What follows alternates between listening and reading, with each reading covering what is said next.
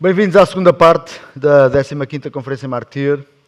Vamos agora ter um debate com o tema a saúde no centro do fake. E começo então por apresentar aqui os nossos convidados, a quem agradeço desde já a disponibilidade para participarem. Nuno Espanha, diretor de Marketing e Customer Management dos Lusíadas da Saúde. Pedro Simas, entre muitas outras coisas, tínhamos aqui um currículo enorme, investigador no IMM, portanto Instituto de Medicina Molecular, e Rui Munhoz, diretor da External Affairs da Tabaqueira. Portanto, muito obrigado, em primeiro lugar, pela vossa disponibilidade em participar aqui neste debate. Existem uma série de assuntos que poderíamos abordar, pois hoje em dia a saúde tem sido dos setores que mais se fala. Contudo, a questão que se levanta é que se o que se fala, se o que se ouve é o correto, se é verdade, ou se, como referi no início desta nossa conferência, se são meias verdades. Muitos têm falado de zigue-zagues de comunicação e alguma incoerência nas mensagens que vão sendo passadas, sendo por certo, obviamente, que vivemos também tempos desconhecidos. Ou não? E daí eu começar, se calhar, por si, Pedro, que era o seguinte: sendo, obviamente, o virologista de referência em Portugal, pode-se falar em fake news ou estamos a falar basicamente em desconhecimento sobre toda esta matéria?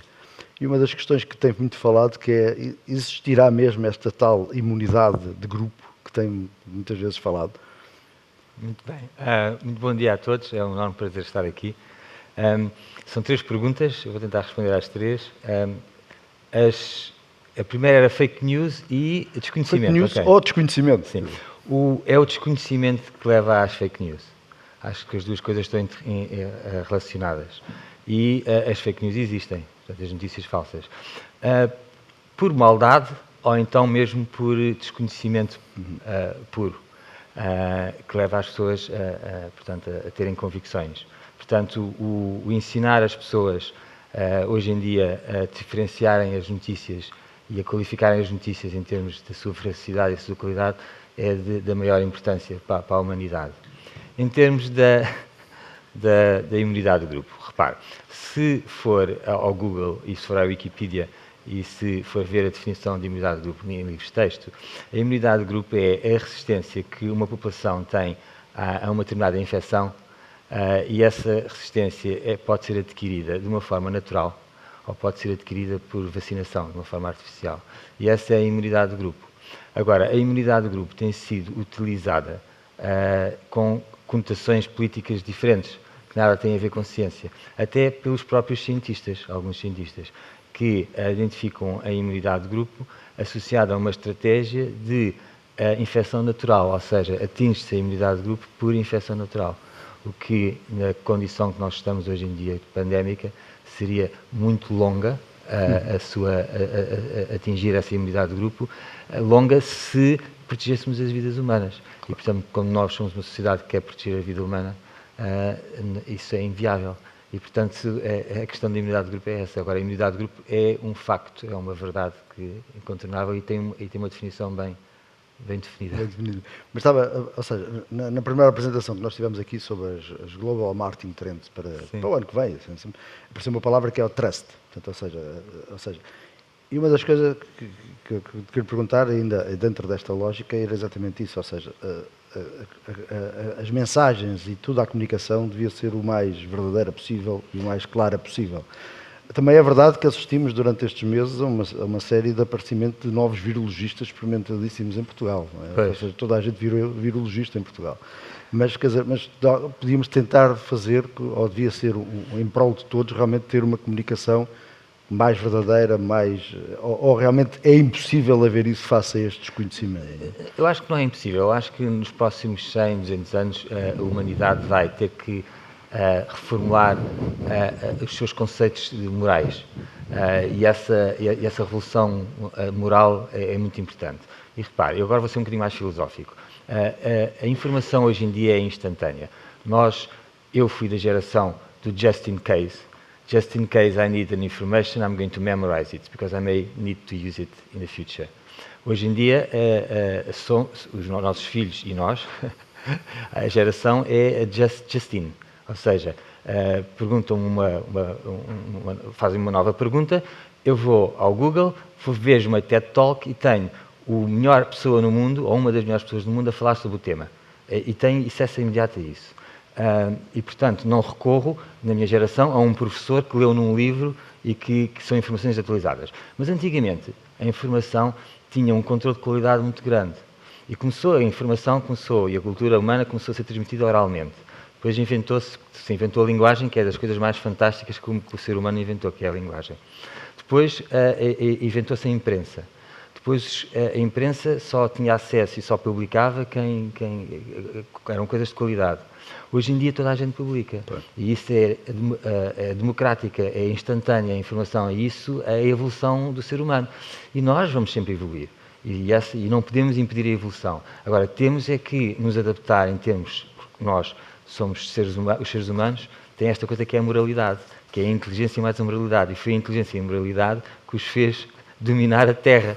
Não foi a sua força física sobre os outros animais. E, portanto, esta conjunção é muito, muito importante. E, portanto, nós temos que as tecnologias estão sempre um bocadinho mais avançadas em relação à nossa humanidade, à nossa cultura, e temos que nos adaptar. E, portanto, como é que isso se faz? Não sei. Mas é mais no sentido em que nós podemos dar a uma pessoa que está com fome um peixe e saciamos a fome durante umas horas ou um dia. Mas podemos ensinar essa pessoa a pescar. E então resolvemos o problema para o resto da vida da pessoa. E nós o que temos que fazer hoje em dia, em termos mais epistemológicos, é ensinar as pessoas a ir à procura da informação. A informação já ela existe. Não é a informação que dá conhecimento, mas é dar ferramentas às pessoas para, dentro dessa informação, que é importante haver fake news também. Por exemplo, houve muitas fake news em relação à pandemia, em que eu fui requisitado para pensar sobre elas e para as contrariar com a verdade. E, portanto, isso é importante haver os extremos na sociedade. Mas é importante que, no meio, exista a maior parte da população, existe a maior parte da informação de qualidade. É nesse meio. Obrigado, Pedro. Nuno, em relação àquilo que o Pedro agora acabou de dizer, ou seja, que foi agora, estava a dizer que tinha sido convidado para contrariar. Infelizmente, hoje em dia, os hospitais é uma das coisas que mais se fala, não é? Muitas vezes com informações contraditórias e, mais uma vez, os zigue-zagues e meias verdades e tudo mais. Como é que é gerir, como é que é combater estas notícias que vêm vindo a lume? Quer dizer, que trabalho é que têm desenvolvido no sentido, mais uma vez, de procurar esta tal verdade? Como é que isso tem sido feito para gerir realmente estas news à volta de todo este tema? Bem, antes de mais, agradecer estar aqui, é sempre uma oportunidade gira de aprender e crescer. Eu diria que é um desafio enorme, está a ser um desafio gigante, não é? No outro dia via que cerca de 40% das notícias que surgem relativamente ao Covid são fake news. Eu não sei se são propriamente fake news, são temas mais de desconhecimento, que eu acho que... E há uma tendência normal, eu nunca vi tanto infecciologista em Portugal, talvez pelo mundo fora, e isso tem surgido e tem consequências. Todos nós, neste momento, temos uma opinião, só que ter uma opinião sobre isto, se não for a certa, é perigosíssimo, não é? Ainda no outro dia nós temos vários infecciologistas e com quem nós falamos muito nesta fase, são pessoas que passam o dia a estudar, a ler e depois produzir conteúdos científicos e tudo mais. E a essa altura um dizia-me, mas nós sabemos ainda muito pouco sobre a doença. E eu pensava, caramba, se tu sabes pouco, então eu não sei nada. Mas as pessoas têm esta tendência de... Há muito esta coisa de querer fazer parte deste movimento de acrescentar, só que convém que acrescente valor. Para nós, a forma como temos tentado é garantir que nós... Eu acho que para nós há 3 pilares em termos daquilo que é a comunicação e o marketing nos Lusíadas, que tem sido muito uma lógica de literacia na saúde, aquilo que é a nossa disponibilidade e a segurança com que o fazemos. E é nestes pilares que temos feito que as pessoas reconheçam em nós que aquilo que escrevemos e dizemos não é não dizer a verdade, é ser completamente transparente, coerente naquilo que nós dizemos. Porque o que é que acontece? Pensem numa coisa que se neste momento o tema das unidades de saúde é o segundo motivo, o segundo meio onde as pessoas têm mais medo de ir, não é? Qualquer coisa que saia ou qualquer movimento tem uma implicação direta no consumo de saúde das pessoas. E nós andamos constantemente a focar no Covid, mas há todo um mundo fora Covid, não é? E nós neste momento estamos a sentir isso. Basta haver uma notícia mais acesa ou uma decisão qualquer, ou o congresso do PCP, ou seja o que for, para de repente toda a gente dizer, espera aí, vamos alterar os nossos hábitos de consumos de saúde. E isto é uma chatice. Para nós, para os consumidores, pensem que 30% das urgências cardíacas desapareceram naquela gestão, porque elas continuam a existir, e se calhar mais do que era suposto. Provavelmente estão a morrer em casa. E essa é a realidade com que nós estamos a bater-nos. tudo o que é temas de carcinomas e tudo mais, coisas que eram se calhar muito mais fáceis de ser tratadas há uns tempos, hoje em dia são dificílimas e há casos que infelizmente provavelmente não se vão safar. Nós vamos entrar aqui numa realidade em que por este medo que se cria, por umas vezes bom, por outras vezes não tão bom, vamos efetivamente assistir a um conjunto de pessoas próximas que nos vão morrer que em situações normais não morreriam. E, portanto, eu diria que os nossos grandes desafios estão muito associados à forma como a importância de comunicar constantemente, mas comunicar de forma transparente, segura daquilo que estamos a dizer. Não nos interessa, nós também não podemos dizer venham às nossas unidades com máxima segurança. Não fazemos isso porque é relativo. Agora, eu posso criar mecanismos que efetivamente atenuem isso. Por exemplo, nós agora estamos com uma startup a pilotar uma solução de um túnel de segurança, onde a pessoa é desinfetada com azoto, mede a temperatura, vê se a pessoa tem máscara e dá uma sensação de segurança, para além de que, obviamente, para o hospital, onde passam milhares e centenas de pessoas por dia. E esses exercícios são formas que nós podemos criar de forma que as pessoas sintam uma maior segurança e passar essa mensagem de segurança a todos nós. E é isso que temos vindo a trabalhar constantemente para que, obviamente que é importantíssimo, eu confesso, percebo esta lógica de fake news na perspectiva de quem é investigador, para nós é uma chatice. E, portanto, cada vez menos eu acho que este nível de querer dar notícias, fazer notícias, depois começa a chegar a um ponto em que não há muito para dizer, portanto, qualquer coisa tem que aparecer para ser dita e isso, obviamente, joga contra. Portanto, tem sido Rui, e em relação àquilo que agora não acabou de dizer, ou seja, em relação aos fumadores, houve uma celeuma há tempos atrás que, ou seja, que os fumadores tinham mais capacidade de resistência, depois a seguir vinha outra a dizer que os fumadores eram os mais afetados, depois vinha outra vez, ou seja, havia aqui um ponto e um contraponto. Independentemente dessa situação, porque obviamente aqui agora pode não ser fórum para falar nisso, mas obviamente que é, como é que se conseguem transmitir num mundo como a tabaqueira e o tabaco verdadeiras informações corretas para a sociedade, para os cidadãos, no sentido da pessoa perceber, mais uma vez, voltamos a falar no trust, né? Tentar perceber um bocadinho onde é que está a verdade de tudo isto. Okay. Antes de mais, bom dia e obrigado pelo convite e felicitar a Mark Tier por trazer este tema das fake news a debate. Antes de responder concretamente à pergunta, gostaria de esclarecer essa celeuma e aqui não poderia concordar mais do que o Pedro disse, que é o desconhecimento que leva às fake news. Nessa peça nós tínhamos três realidades. Uma verdadeira, uma possível verdade, vou-lhe chamar plausibilidade científica, e uma falsa. A verdadeira é que quando se começou a olhar para os doentes com Covid, e na altura ainda tínhamos pouca informação, hoje não temos muito mais, mas temos um bocadinho mais, aquilo que se tinha observado era, quer na China, quer em Itália, quer em Espanha, e naquele caso em concreto em França, dos doentes com Covid, os fumadores eram uma população subrepresentada. Havia menos fumadores doentes com Covid.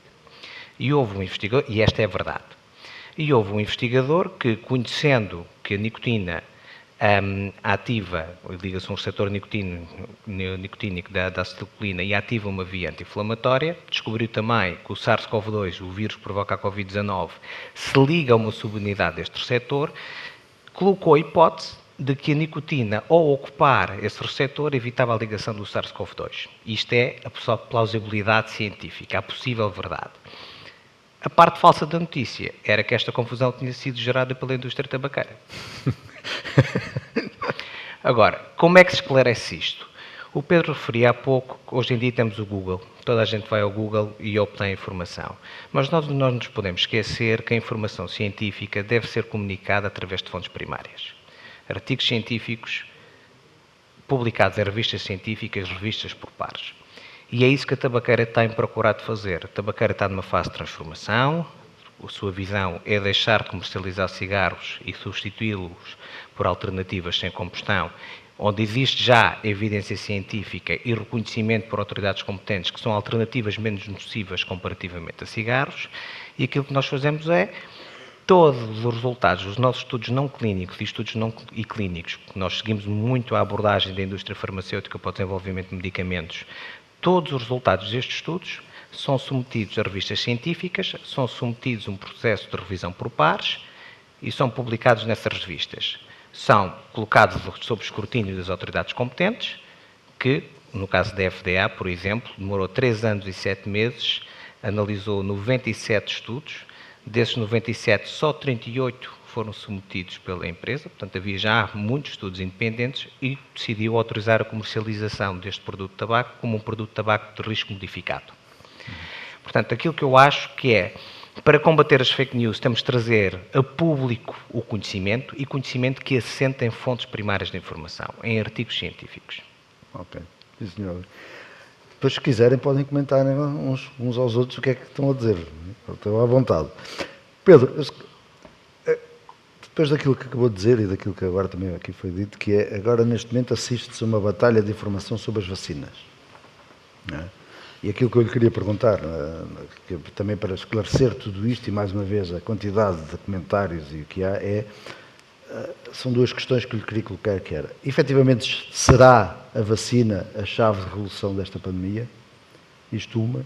E a outra tem a ver com, mais uma vez, quer dizer, eficácia 90%, eficácia 95%, é em novembro, é em dezembro, é no primeiro semestre de 2021, é no segundo semestre de 2021, afinal, se pode adiantar nesta altura, qual é a verdade no meio disto tudo? Quer dizer, mais uma vez, aqui, se calhar, como o Pedro já disse e já defendeu, se calhar a fake news, algumas são por maldade, outras são por desconhecimento, mas aqui no meio disto tudo, afinal, se realmente vai ser a vacina a chave da resolução da pandemia, e afinal, quando é que se prevê que haja alguma vacina, para não estar isto todos os dias, nem todas as notícias dizer que é agora, é daqui a bocadinho, é mais tarde. Muito bem, isso é uma excelente pergunta e é uma pergunta na ordem do dia. E é a pergunta que todos queremos ouvir e ver. Há pouco, na sessão anterior, falava-se, não se vê luz ao fim do túnel. E vê-se a luz. Pelo menos nós, os cientistas, já vimos a luz. E vemos uma luz a brilhar com uma grande intensidade. E as vacinas são a solução rápida. E vêm aí, isso é inequívoco. Agora, houve muita pressão da comunicação social, houve muita pressão política, houve muita pressão da sociedade e muito, como é que eu ia dizer, muita inquietação, muita ansiedade para querem a vacina, e quando é que vem a vacina, e é possível ter vacina, e depois tudo o que se gera à volta disso, negativo e positivo. Nós sabemos que a vacina vem, porque a vacina já está em fase 3 de ensaios clínicos. Aliás, a Pfizer já anunciou ontem que o facto de ter passado, segundo as regras da FDA, na fase 3 de ensaios clínicos, para pedir o uso de emergência da vacina. Portanto, está a ser agora estudada a coisa. E sabemos que existem 4 ou 5 projetos vacinais que vão estar nessa fase, agora até o final do ano, e que se vai começar a vacinar a população mundial a partir do próximo ano. E isso é muito importante. E porquê é que nós não sabíamos há 6 meses que não era assim? Porque nós fomos prudentes. Porque, por um lado, nós sabíamos, tínhamos o conhecimento de há quase 80 anos de vacinas. E a vacina é uma coisa extraordinária. E a seguir à água potável, como costuma dizer, os infecciologistas dizem muito isto, e a saúde pública, a seguir à água potável é talvez, a intervenção médica que mais vidas salva, mais eficiente. E repara, a vacina talvez na imunologia foi a grande descoberta. Até agora foi a grande descoberta que se fez. E, portanto, nós sabemos que as vacinas são difíceis, mas também temos agora um avanço tecnológico que nos permite avançar. E não é só isso. É que nós sabemos que este tipo de vacinas para coronavírus funcionam, porque há muitas vacinas destas para animais domésticos que nós usamos. Nós nunca precisámos de usá-las em seres humanos. Porquê? Porque nos seres humanos, as pandemias que houve anteriormente de coronavírus, e que foram 4, porque há 4 coronavírus humanos, e quando entram de novo causa uma pandemia, só que na altura não se deu por ela, porque não estávamos neste avanço em termos culturais e de sociedade. Portanto, neste momento temos uma pandemia, temos que resolver a pandemia, porque vivemos de uma forma muito atípica, com grandes densidades populacionais, com uma comunicação muito rápida e, portanto, o vírus, este tipo de população no mundo, quase com 8 mil milhões de pessoas, é muito fácil o vírus disseminar-se, como foi o facto. E, portanto, as confusões surgiram daí. Em relação, portanto, vai haver vacinas, e a vacina é a solução. E porquê que a vacina é a solução? Porque a vacina vai permitir, com maior ou menor eficácia, vai permitir construir uma imunidade populacional, nem que seja transitória, que é isso que se pretende. O vírus diminui-se o número de pessoas suscetíveis à infecção, Portanto, o vírus passa de pandémico a endémico, um vírus normal, que vai circular na população, em princípio, durante muitos anos, e é essa recirculação e processo de reinfecção, dizíamos as fake news, a reinfecção que mantém essa imunidade populacional, okay, e que protege os grupos de risco, e, portanto, isso é um facto que inequívoco. Agora, o timing, e para voltar outra vez ao timing, já respondi essa pergunta, mas é muito difícil no início, porque, repare, eu conto sempre uma história que era a dos irmãos Wright, que em 1900 o New York Times publicou um artigo muito extenso de que a humanidade não ia conseguir fazer uma máquina voadora nem em 100 anos. E 3 anos depois, em 1903, os irmãos Wright fizeram o primeiro avião e fizeram o primeiro voo, considerado o primeiro voo. Mas um dos irmãos Wright disse que, 2 anos antes, que ia desistir porque jamais iria conseguir fazer um avião. E, portanto, são os próprios cientistas que às vezes têm dúvidas e não sabem, porque estão ali na coisa. E, portanto, isso é preciso ter calma.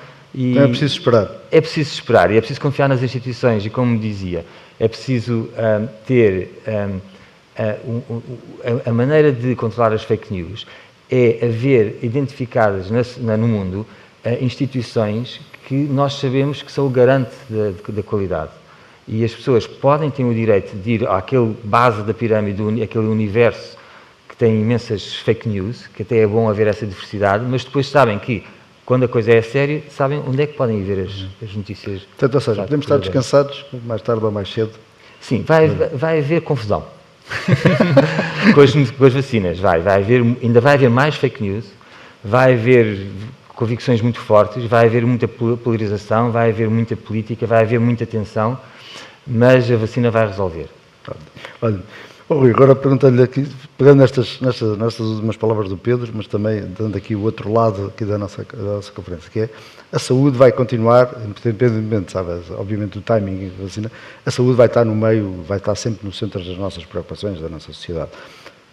Como é que é gerir uma marca como a Tabaqueira no meio de tudo isto, de toda esta situação? Ou seja, como é que a Tabaqueira consegue gerir, o que é que faz, que mensagens, que público-alvo, ou seja, como é que vocês conseguem, e ainda por cima estamos a falar de uma atividade que é proibida fazer publicidade, não é? E, portanto, mais difícil ainda é poder atingir. Mas como é que vocês fazem, como é que vocês conseguem dar a volta, quais são realmente os meios e instrumentos para gerir uma marca como a Tabaqueira e todas as vossas submarcas, não é? É um desafio, sem dúvida, e eu começaria por dizer que as empresas são feitas de pessoas e mudando a liderança de uma empresa pode mudar toda uma visão e toda a estratégia de negócio. E foi isso que aconteceu com a Tabaqueira, que é uma subsidiária da Philip Morris International, há cerca de 2, 3 décadas atrás, que percebendo que comercializava um produto nocivo, que é uma das principais causas de morte evitável, não era um negócio sustentável continuar a comercializar um produto que provocava dano aos seus consumidores. E aí começou a investir fortemente em investigação científica, já lá vão nos últimos 15 anos cerca de 7 mil milhões de euros, para encontrar alternativas menos nocivas de consumo de nicotina, substanciadas em evidência científica, portanto inspirou-se muito na abordagem de desenvolvimento de um medicamento da indústria farmacêutica, começando pelo Quality by Design, que no nosso caso é desenvolver produtos em combustão, porque não fomos nós que dissemos que era a ausência da combustão a forma de reduzir a nocividade. Já o professor Michael Russell dizia que as pessoas fumavam pela nicotina, mas morriam pelo condensado, que é toda a parte tóxica que está presente no fumo dos cigarros, e a partir daí, ao longo desse processo de desenvolvimento científico, a empresa foi desenvolvendo novas técnicas e foi descobrindo que essas técnicas poderiam ser utilizadas também noutros setores da saúde. Eu costumo dizer que o Tabaqueira e o Grupo IAMAI aproximam-se cada vez mais de uma empresa tecnológica que, por enquanto, vende cigarros. Essas tecnologias da área da saúde que nós desenvolvemos têm aplicações, por exemplo, para conhecer melhor a componente inflamatória da doença inflamatória do intestino e da resposta imunitária. Temos muito bons especialistas na área da aerosolização que têm desenvolvido modelos muito interessantes que podem ajudar a indústria farmacêutica a fazer o screening de novos candidatos a medicamentos, formas de entrega dessas substâncias ativas também inovadoras que podem ser interessantes para a indústria farmacêutica, e isto é uma vertente menos conhecida da empresa. Relativamente aos produtos de tabaco, em si, como o Ricardo referiu, de facto a publicidade é proibida e aquilo que a empresa pugna é uma regulamentação que previne a iniciação do consumo de produtos de tabaco e incentiva a cessação tabágica, porque essa é a única forma de minimizar o risco, mas a realidade é que existem, de acordo com dados da OMS, cerca de 1.000 milhões de fumadores a nível mundial, é 1 em cada 7. Se olharmos, por exemplo, para as estatísticas em Portugal que foram apresentadas há 2 dias, no Dia Nacional do Não Fumador, apenas 7% das pessoas conseguem deixar de fumar, o que significa que 9 em cada 10 continuam a fumar, e continuam a fumar cigarros. Ora, sabemos hoje também, através da evidência científica, que a forma mais nociva de consumo de nicotina é o consumo de cigarros, tabaco de enrolar, ou seja, todos os produtos que envolvem combustão. Mas depois existe um espectro contínuo de risco de consumo de nicotina, que a outra extremidade sem risco é a cessação tabágica ou não iniciação, mas nesse espectro contínuo há alternativas menos nocivas. E aquilo que a empresa defende é que essas iniciativas devem ser reguladas, deve ser possível informar os utilizadores, os consumidores de nicotina, que têm um leque de produtos com diversos espectros de risco para que eles possam tomar uma decisão informada. E isto não é só a posição da empresa, eu concluo já.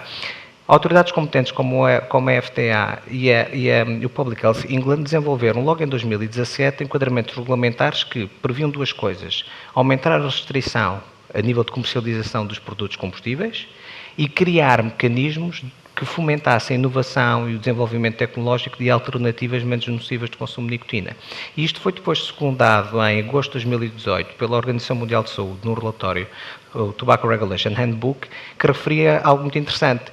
Reconhecia a importância da diferenciação em termos de regulamentação de produtos combustíveis e de produtos não combustíveis e reconhecia também a importância de informar os utilizadores sobre estes diversos espectros de risco, com uma frase muito interessante que era: isso deveria ser feito pelas autoridades de saúde sem promover os produtos da indústria. Portanto, e é isto que eu acho que tem faltado um pouco a nível mundial, com esta exceção da FDA, do Public Health England, é ativar esta via que é complementar às medidas de prevenção de cessação tabágica, que é uma abordagem de redução de riscos. E Portugal tem sido pioneiro. Noutras áreas tem sido pioneiro nestas áreas. Nuno, já ultrapassámos aqui o nosso tempo, portanto vamos ter que ser rápidos. Eu vou fazer depois uma pergunta aos 3, que em 30 segundos gostava de que dessem um conselho para as pessoas que nos estão a assistir lá em casa. Mas, Nuno, aqui a tua resposta vai ser rápida, que é: vocês, ao contrário da tabaqueira, podem fazer publicidade, podem comunicar, podem fazer... Não podem. Não, nós não podemos Afinal, estimular o consumo. Mas podem fazer tipos de comunicação, não é? Não, obviamente podemos comunicar, provavelmente, como também poderão comunicar. A questão, a questão que eu queria perguntar é exatamente isso. Mas eu acho que o que é que vocês queriam, o que é que vocês, hoje em dia, o que é que vocês pretendem passar, o que é que gostariam de passar de mensagens de um grupo como o vosso que tem hospitais e tem unidades de saúde e tem tudo mais? O que é que vocês gostariam de passar? Ou seja, a pergunta que eu fiz ao Rui é uma pergunta que eu tinha, é assim: como é que é gerir a marca Luzia da Saúde hoje em dia, nestes tempos hoje em dia? Uma pergunta que teríamos aqui horas. Não, mas não temos. Não te preocupes, já percebi a mensagem. Eu diria que há 3 coisas que nós temos que fazer em tudo aquilo que eu acho que já referi anteriormente, que é relativamente àquilo que, como nós queremos comunicar. Que é um tema de literacia, que é garantir que damos a melhor informação, mais atualizada, de forma transparente e verdadeira. Isso é a mensagem que nós queremos passar e, portanto, quando se fala sobre, numa vertente clínica ou operacional, ou até na ligação, neste momento está quente o tema, ligado ao tema da relação com o Serviço Nacional de Saúde e tudo mais, garantir que aquilo que estamos a passar é efetivamente aquilo que é verdade. Primeiro ponto. Segundo, há uma preocupação de segurança. Garantir que, e eu entendo que as pessoas tenham imenso medo de ir aos hospitais, mas pensem que é o sítio mais seguro onde podem estar, porque efetivamente é o único sítio onde eu separo Covids e não Covids. E sei onde é que eles estão. Coisa que eu, provavelmente aqui, ou onde quer que seja, eu não tenho esse controle. Portanto, não há ninguém que entre num hospital, pelo menos nos nossos, que não tenha que se medir a temperatura, garantir que tem uma máscara, se não for cirúrgica nós pomos uma nova, pergunta-me os sintomas e, portanto, não conheço, à exceção de um caso em Lisboa, e que foi logo no início, não conheço nenhum caso de foco de infecção, para além do social, em unidades de saúde. E a terceira é uma questão de disponibilidade, quer dizer que continuamos cá. E essa é uma mensagem clara, muito ligada ao que disse também anteriormente, que há um conjunto de coisas que se tem que tratar para além daquilo que é o Covid em si próprio. Portanto, as pessoas precisam de continuar a ir. Há casos dramáticos de pessoas que vão evitando ao ponto de depois haver muito pouca coisa a poder-se fazer e, portanto, a nossa lógica tem sido assente em dar boa informação, mostrar disponibilidade e segurança. Muito bem, Nuno, obrigado. Portanto, então, conforme disse, eu agora em 30 segundos, no máximo em cada um, gostava que dessem um conselho para toda a nossa assistência que estão neste momento em casa, seja no trabalho, seja onde for, que estão a assistir a esta conferência, em 30 segundos cada um, dar um conselho. Eu, como virologista e cientista, o meu conselho é usem a máscara, que para ver se nós conseguimos controlar esta segunda vaga é extremamente importante. Confiem nas instituições e tenham tolerância nas medidas que se estão a tomar, porque não é fácil. E as vacinas vêm e, em princípio, vão solucionar. E, portanto, temos a solução à vista. Eu revejo-me claramente nas palavras do Pedro, sendo farmacêutico e tendo estado muito envolvido nas áreas de saúde pública, não podia concordar mais. Na parte que me toca, aquilo que eu gostaria de dizer é que a única forma de minimizar o risco em termos de doenças relacionadas com o tabagismo é nunca fumar ou deixar de o fazer, mas para as pessoas que continuam a fumar existem alternativas menos nocivas e é importante que procurem essa informação em fontes fidedignas junto a autoridades competentes, quando não existe no país, que o procurem no domínio internacional. O Nuno. Bem, eu diria que aqui é um bocadinho uma lógica de atuação assente em serenidade e rigor. Não é? Eu acho que é tentarmos manter, isto ainda vai durar muito tempo, pelo menos na minha perspectiva, isto ainda temos aqui largos meses pela frente, e, portanto, fazermos isto com muita serenidade, mas ao mesmo tempo com o rigor que implica a questão das máscaras, do distanciamento e tudo mais. Há um ponto que me parece relevante, eu se calhar estou sempre a batalhar um bocadinho nele, mas porque começa a ver, efetivamente, as consequências, que se calhar não são visíveis a todos, do facto das pessoas não continuarem a tratar-se para tudo aquilo que vai para além do Covid. Começam a haver sinais, eles são reais, eles são tangíveis, e, portanto, é garantir que as pessoas continuam a procurar tratar da saúde e tratar da doença como faziam anteriormente. Os hospitais, não falo só das Luzias, estou a falar de todos, estão com certeza preparados, mais que preparados, para que, se a área que deve estar neste momento a ser super controlada é exatamente a nossa, e, portanto, que continuem a fazer esse consumo e procurar cuidar-se e cuidar dos seus, no sentido de garantir que ultrapassam isto da melhor forma. Obrigado, Rui, obrigado, Pedro, obrigado, Nuno, acho que foi muito útil e obrigado pela vossa participação. Obrigado também mais uma vez a todos. Vamos ter agora uma mesa redonda que terá como tema Voltará a haver mass media e que será moderada pelo Daniel Almeida, jornalista da Martier. Muito obrigado. Bom dia a todos. Antes de mais, agradecer a vossa presença e por terem aceito o nosso convite para estarem aqui presentes esta manhã. Agradecer também a quem nos vê em casa. De facto, é estranho ver este auditório vazio, como dizia há pouco a Maria João, mas as coisas são como são. Connosco temos, aqui já do meu lado esquerdo, Sandra Veludo, diretora de Marketing de Mercados Internacionais do Grupo Delta Cafés, Nuno Pinto de Magalhães, diretor de Comunicação e Relações Institucionais da Sociedade Central de Cervejas e Bebidas, e Tiago Simões, diretor de Marketing da Sonai MC. O tema que trazemos agora à discussão é em jeito de pergunta.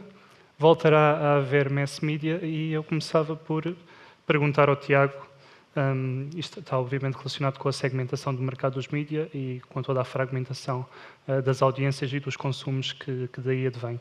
E começava então por perguntar ao Tiago se de facto já não existem mass media ou se é prematuro ou talvez exagerado fazer este tipo de afirmação.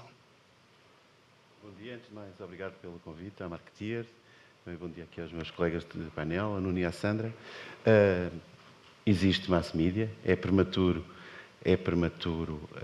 achar que ele vai terminar, mas é um desafio relevante e que acho que é muito bem colocado para os meios de comunicação tradicionais, que tal como aconteceu com a música, tal como aconteceu com o cinema, vão ter que se reinventar, e acho que aqui, enquanto anunciantes, nós também temos o nosso papel, de encontrar um caminho diferente para a indústria. Hoje em dia temos modelos de negócio que estão a tentar encontrar-se, o modelo de negócio tradicional continua a funcionar em alguns casos, mas cada vez em menos e de uma forma, diria, muito presa àquilo que é o passado. Felizmente em Portugal, e vamos ter a oportunidade de falar nisso, Temos ainda um consumo de meios cujo shift está a ser mais lento e por isso está a ajudar e está a dar mais tempo aos meios de comunicação para procurar esses novos formatos.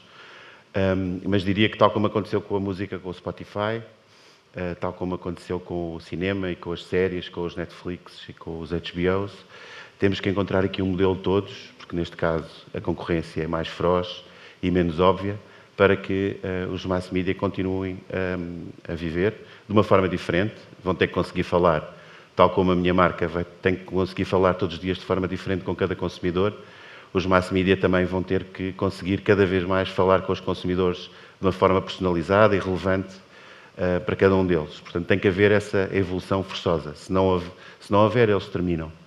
Mas eu diria que, sem me repetir como aconteceu noutras indústrias, temos que encontrar um modelo de negócio que funcione para todos, para os anunciantes, porque os mass media são muito importantes para as marcas, para conseguir entregar a sua mensagem, para a sociedade, porque são muito relevantes naquilo que é o equilíbrio das várias camadas da sociedade e portanto, e para os próprios, obviamente, que querem manter o seu negócio. Portanto, temos que encontrar este equilíbrio. Acho que o tema do fake, misturado ou cruzado com o tema da sustentabilidade dos mass media, é muito relevante, porque pode ser muito por aqui, o tema da credibilidade, o tema da diferenciação por aquilo que a capacidade e hoje já a credibilidade que tem junto das pessoas e que outros meios não têm, pode ser muito por aí o princípio da solução. Mas eu tenho a certeza que vão continuar a existir. Não concorda com esta opinião do Tiago, ou seja, é necessário uma reinvenção dos meios e os anunciantes têm também de se adaptar.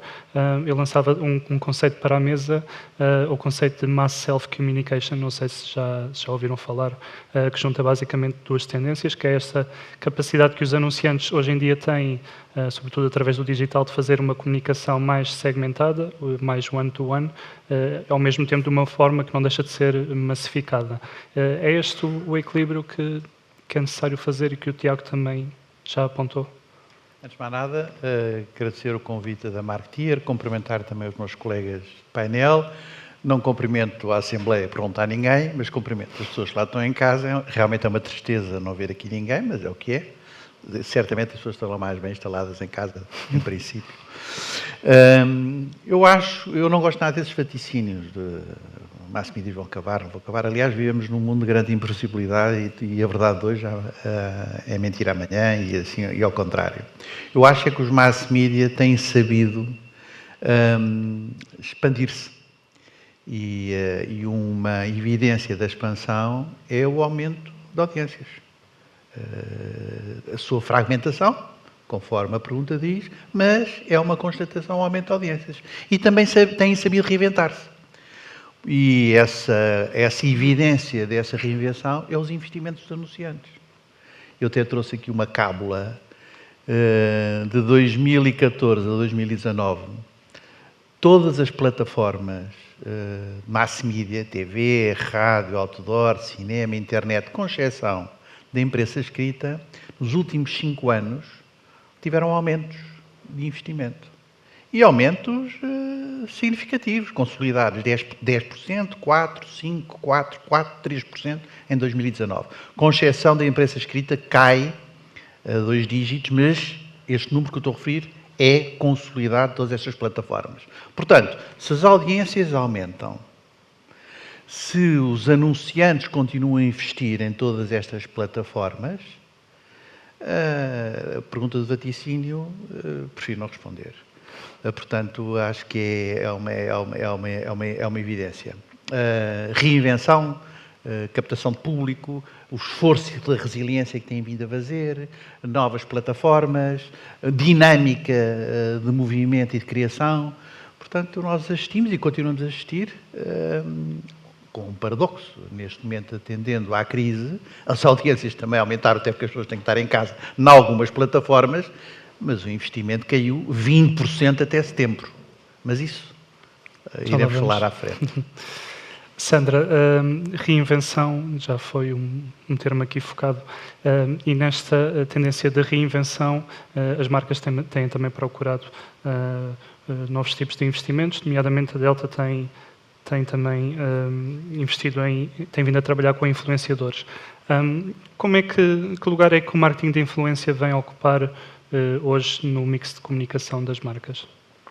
Olá, bom dia e, em primeiro lugar, e obrigada pelo convite que foi endereçado ao Grupo Naveiro.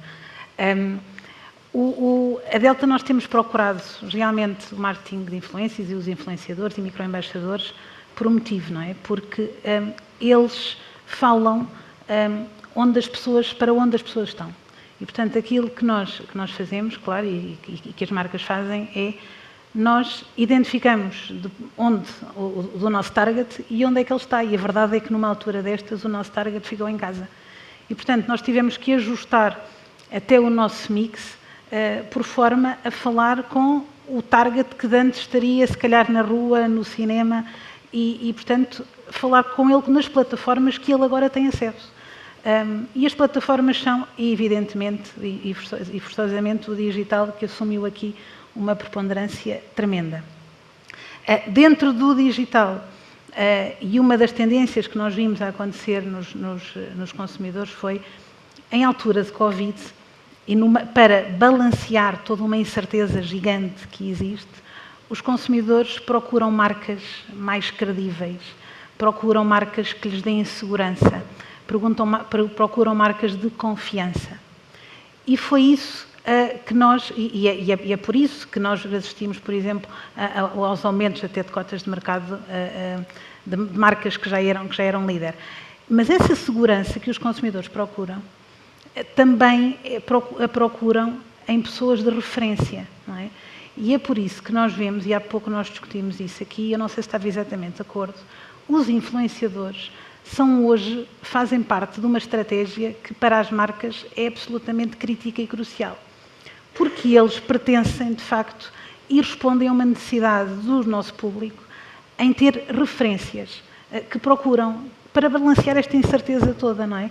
E, portanto, veem nos influenciadores que as marcas escolhem, veem nos embaixadores, vão procurar, de facto, essas referências e, às vezes, quase pontos de segurança e de abrigo. E, portanto, por isto tudo, nós associamos e reforçamos a nossa estratégia de influenciadores, não só no mercado português, mas também nos outros mercados onde nós estamos presentes, com influenciadores e até com microembaixadores, que eles próprios também, numa altura destas, se tornam quase os vendedores e endorsers da marca. E, portanto, nós hoje temos uma política, de facto, de influenciadores, não só no mercado português, mas também no mercado brasileiro, Espanha, França e Angola. E nesta altura da pandemia, como está a dizer, a Delta tem também um plano ambicioso de expansão. Com a pandemia, o investimento publicitário tem sido mais centrado no mercado nacional ou continua a investir em plataformas estrangeiras?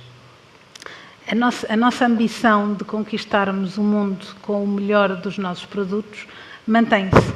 E isso é que eu acho que numa altura destas, numa altura de pandemia, os nossos objetivos não podem ser alterados. Aquilo que é a nossa identidade, os nossos valores, não são beliscados. O que vai mudar é a forma como nós vamos lá chegar, não é?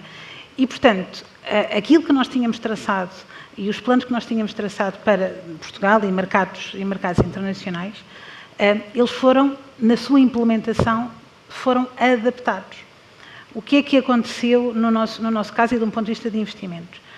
Nós tivemos, nós temos, evidentemente, o canal Horeca, não é? O OneTrade, para nós tem uma importância enorme, não é? Portanto, todos os estabelecimentos, hotéis, restaurantes, cafés, é muito importante para nós.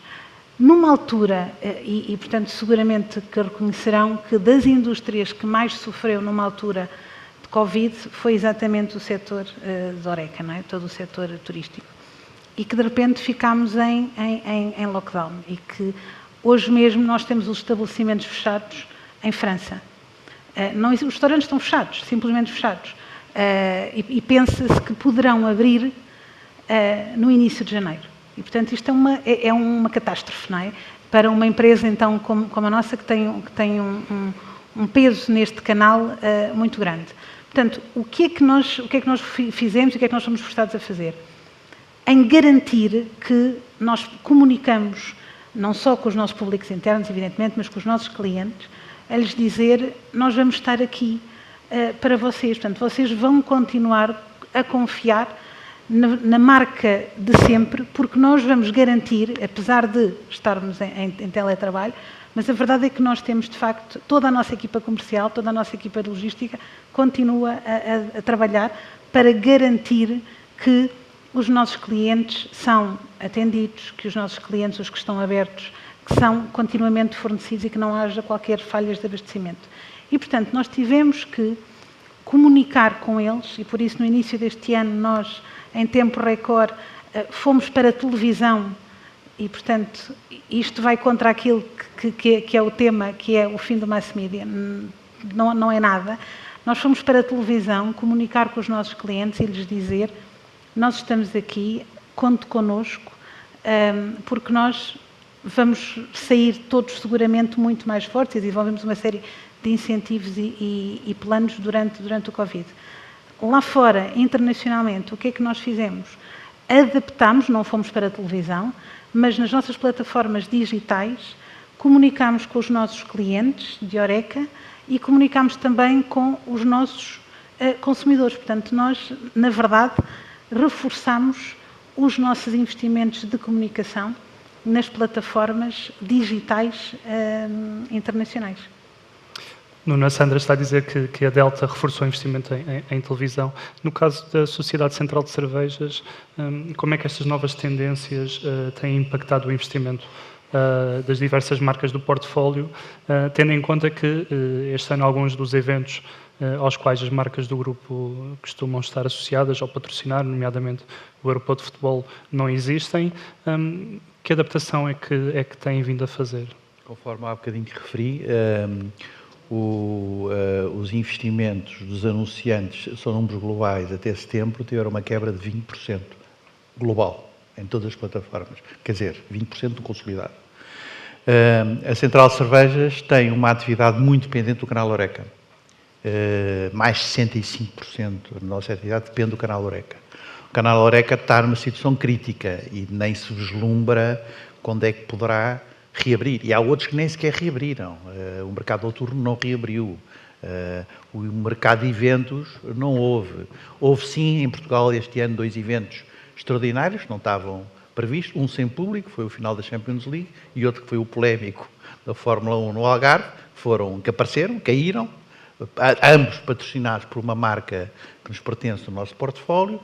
Mas o que é que nós fizemos? Nós tivemos este ano que, perante esta situação, downsizing das nossas vendas e da nossa atividade e na preservação da nossa sustentabilidade, nomeadamente ao nível da empregabilidade, temos que fazer, utilizando a fraseologia do Dr. Centeno, uma cativação. Uma cativação, e essa cativação foi superior a 20%. Portanto, nós cativámos mais de 20% do nosso orçamento de marketing. E dentro do nosso orçamento de marketing, entre o ATL e o BTL, nós conduzimos muitas verbas da ATL para a BTL no sentido de quê? De apoiar os nossos clientes da restauração, de várias formas, até primeiro em movimentos intercompanhias, como Juntos Voltamos Já, onde a Delta, aliás, integrou, também através de outras variáveis, bem como também em termos de BTL, de ações de interação com o consumidor, nomeadamente no canal off-trade, no canal alimentar estava aberto. Se perguntar qual é a perspectiva para o próximo ano, a perspectiva para o próximo ano, não prevemos, pelo menos durante o primeiro semestre, que haja grandes mudanças, e o impacto do turismo é determinante também para a nossa atividade, é mantermos pelo menos o orçamento deste ano, efetivo, para o próximo ano, que poderá ter algumas oscilações. Os nossos grandes investimentos nas plataformas é entre TV e outdoor e internet. A previsibilidade é que a internet cresça significativamente, mais do dobro em termos de rácio. Os outdoors cresça, até porque os outdoors estavam muito relacionados com o turismo, com as pessoas a passearem nas cidades, com turistas. não vai haver turismo, previsivelmente, no próximo semestre. Os condicionamentos é uma variável e é previsível. Portanto, este é o panorama que não é muito diferente da nossa indústria alimentar e de bebidas que passa no resto da Europa. É assim que é. E quando eu falo que fizemos a cativação superior a 20%, os anunciantes também reduziram 20%, estamos todos mais ou menos alinhados. Tiago, de facto, as previsões apontam para pelo menos este ano, uma quebra menor no digital em relação aos outros meios. Este pode ser também o passo em frente que ainda não tínhamos em Portugal no que diz respeito ao investimento no digital, quando comparado com outros mercados europeus. Ou seja, temos falado muito da adaptação que as empresas fizeram, do teletrabalho, da utilização das novas ferramentas digitais. Este é um movimento que vai chegar também ao investimento publicitário? Sim, seguramente as pessoas estão muito mais online, têm hoje uma importância na vida das pessoas e quase uma normalidade na utilização dos meios digitais, que seguramente impactará naquilo que é o investimento publicitário digital. Do ponto de vista do seu peso, é muito difícil de medir. Na realidade, existe muito investimento direto, que não passa pelas centrais de meios, investimento direto nas plataformas digitais, e, portanto, é muito difícil de medir o efetivo peso do peso do digital. Mas seguramente que com o crescimento das compras online, que nós também verificamos nas nossas plataformas, com a importância acrescida destes meios mais digitais, em termos de personalização, capacidade de personalização, estar onde as pessoas estão, tudo isto seguramente puxará os investimentos publicitários para o digital de uma forma ímpar e com uma aceleração grande. Como digo, a situação hoje é difícil de medir. É verdade que nós temos um peso oficial naquilo que são os meios que medimos, no peso dos meios que medimos, bastante mais baixo que a norma internacional. Também a penetração da internet não está ainda aos níveis que está em mercados mais evoluídos, se quisermos, mas acredito também que temos uma subvalorização grande desse investimento. Portanto, é maior, não tenho o dado, é muito difícil, porque na realidade há muitos investimentos que são feitos por anunciantes que não investiam noutras plataformas, há investimentos que não passam, como disse, pelos meios tradicionais e pelas agências de meios, e portanto é difícil de fazer essa frição pura. Mas diria que com a penetração do online a aumentar como está, seguramente que os investimentos também serão canalizados para esse meio.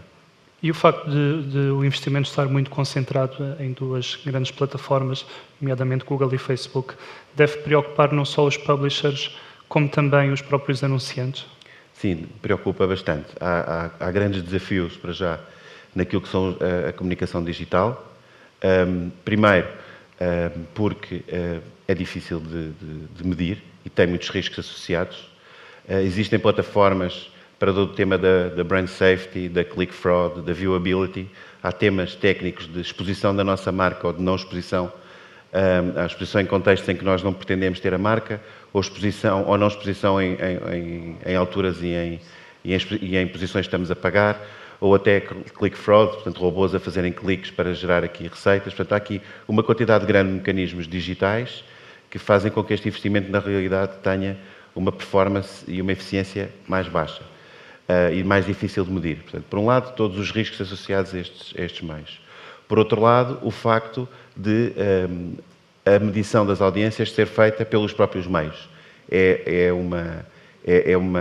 uma situação que não tem par nos outros meios, que nós não admitimos e que lutamos para que isso não aconteça, mas que realmente as grandes plataformas mundiais têm esta prática e, portanto, a canalização de investimento para esses meios, para uma plataforma que se auto-mede do ponto de vista da sua performance, é também uma preocupação grande para as marcas e para os anunciantes.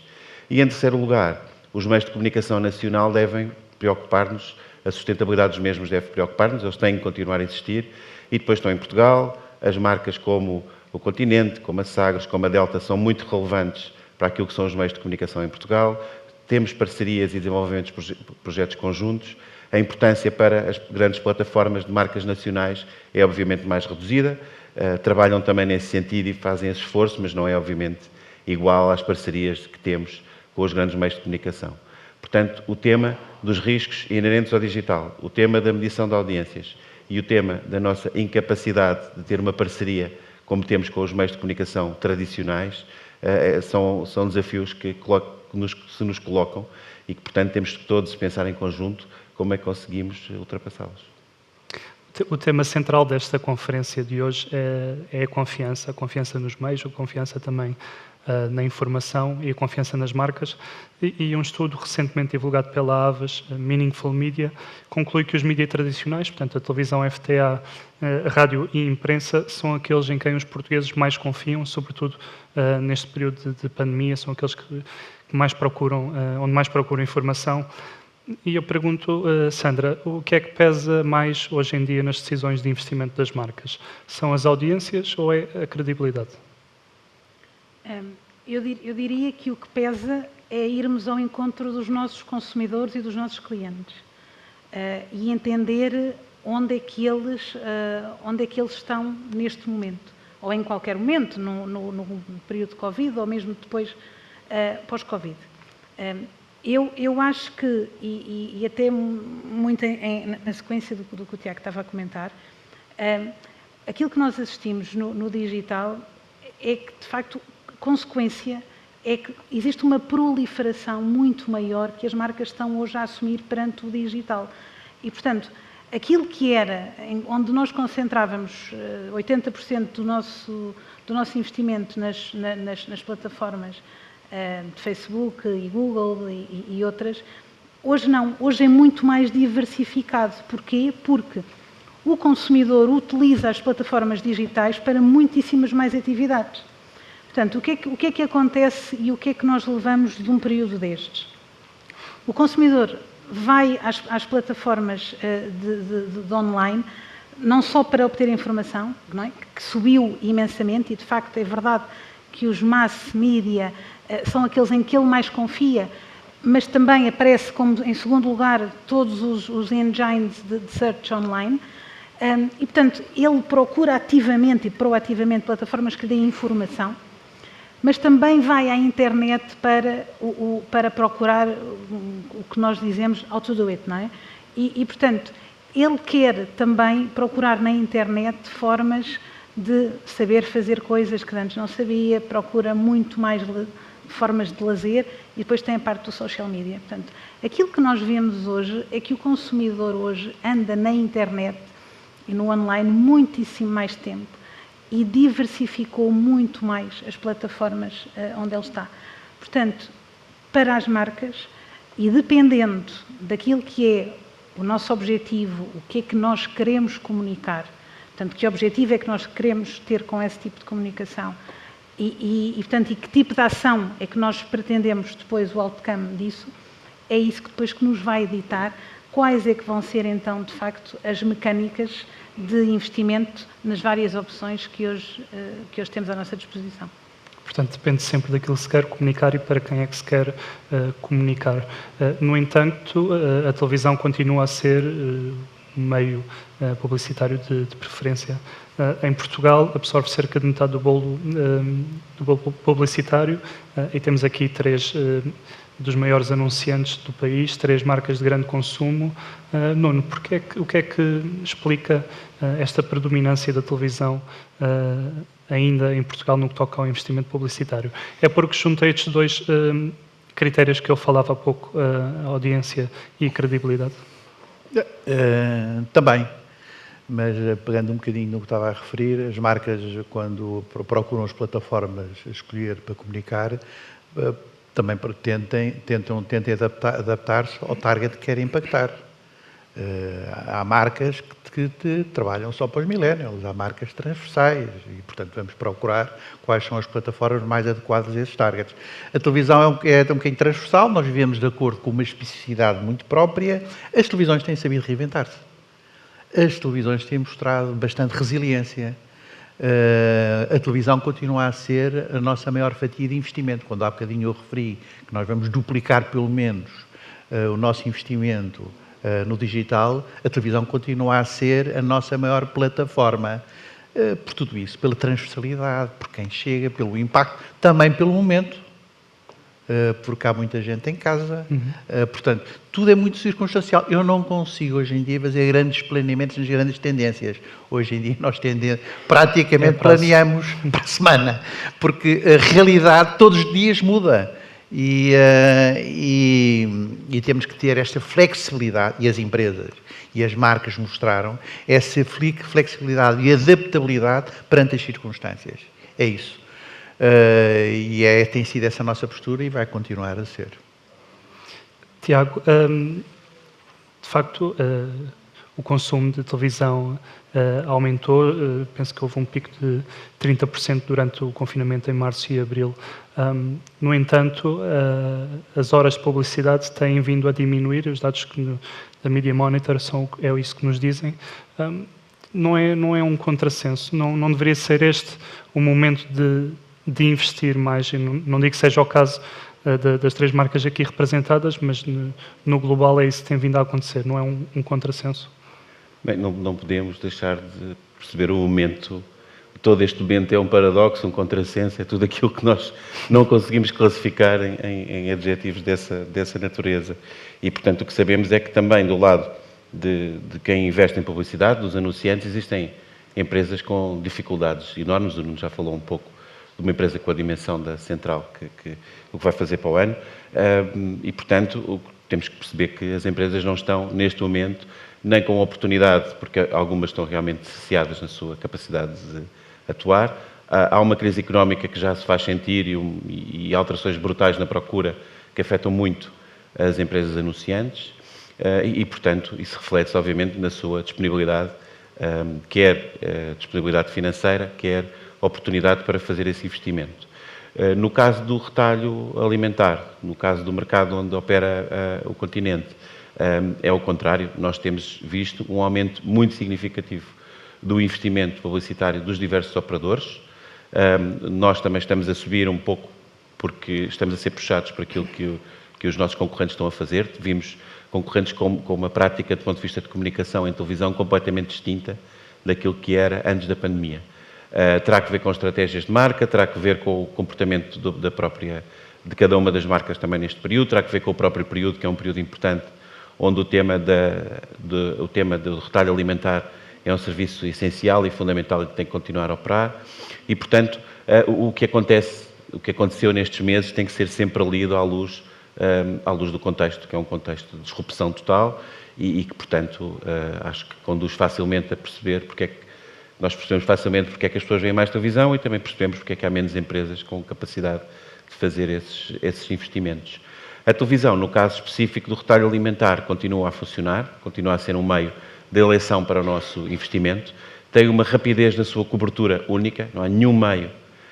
Existem já bastantes pessoas que não veem televisão e, portanto, o meio digital complementa muito bem o meio de televisão do ponto de vista da cobertura em alguns targets, mas se nós queremos, em pouco tempo, impactar o maior número de pessoas possível, não há outro meio como a televisão.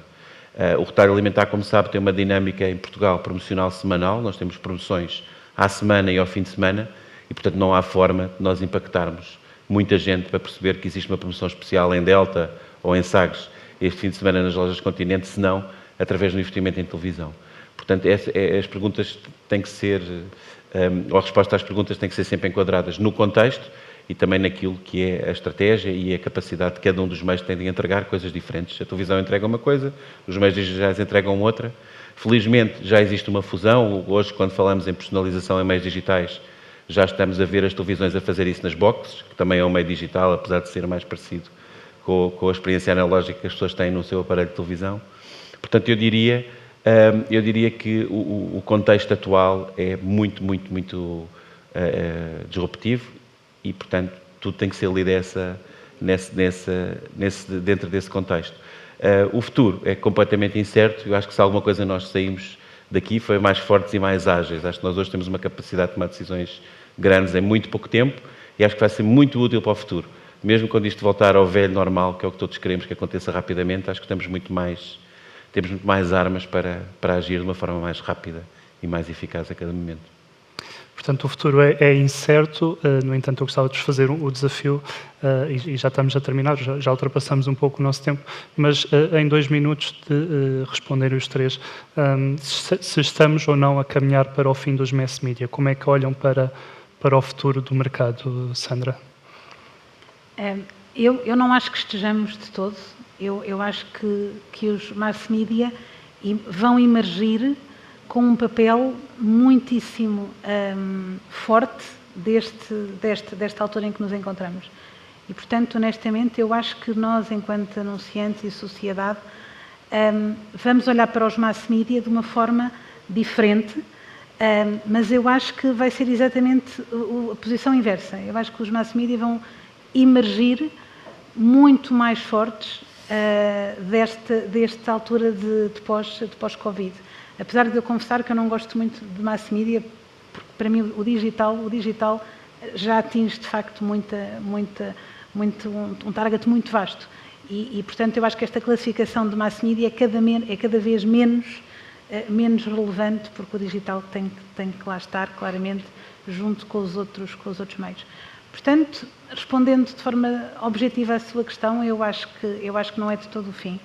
Eu acho que eles vão sair muito, vamos todos, como anunciantes, como agências de meios, vamos sair mais fortes, com um papel ainda mais relevante, vamos ter que nos reinventar, é claro que sim, já começamos, e isso vai continuar. Portanto, eu acho que o que vai acontecer, o panorama vai mudar e, portanto, 2019 foi claramente passado e o que vamos encontrar nos anos vindouros vai ser um cenário totalmente distinto. Nuno também olha para esta questão com a mesma confiança? Eu já dei a entender o que é que penso sobre isso, quer dizer, tirando a excepcionalidade deste ano, que eu acho que não posso permitir aqui tirar tendências, mas se olharmos até 2019, mais audiências, mais investimento, em todas as plataformas, com exceção da escrita, da imprensa escrita, eu acho que é uma tendência afirmativa. E continuo a dizer, souberam-se reinventar, souberam-se fragmentar, souberam inovar, souberam captar receitas, portanto, é animador. Continuo a dizer que este período não permite tirar ilações, porque nós vivemos num período excepcional. Embora o mundo, quando voltar à normalidade, será um mundo diferente, certamente, não sei exatamente o quê, poderei pensar, mas não dá-se aqui em discussão, mas onde certamente terá os learnings, tudo aquilo que se passou, e haverá adaptações com aquilo que aprendemos, de bom e de mau. Tiago, o mercado vai sair reforçado nesta crise? Acho que vamos sair todos muito reforçados pela resiliência, pela agilidade, acho que não tenho dúvidas disso. Acho que aquilo que acontecia nos anos 80 do século passado e que fez tantas marcas importantes crescer, a meter o anúncio único na televisão e ir descansar para casa, não é? O plano de meios acabava no dia em que começava a campanha, acho que hoje é ao contrário. Acho que os meios começam no dia em que começa a campanha, porque tudo tem que ter uma agilidade e uma resposta completamente diferente. Portanto, o modelo típico de mass media acabou, mas os mass media não, estão cá para durar. Muito obrigado aos três pela vossa presença.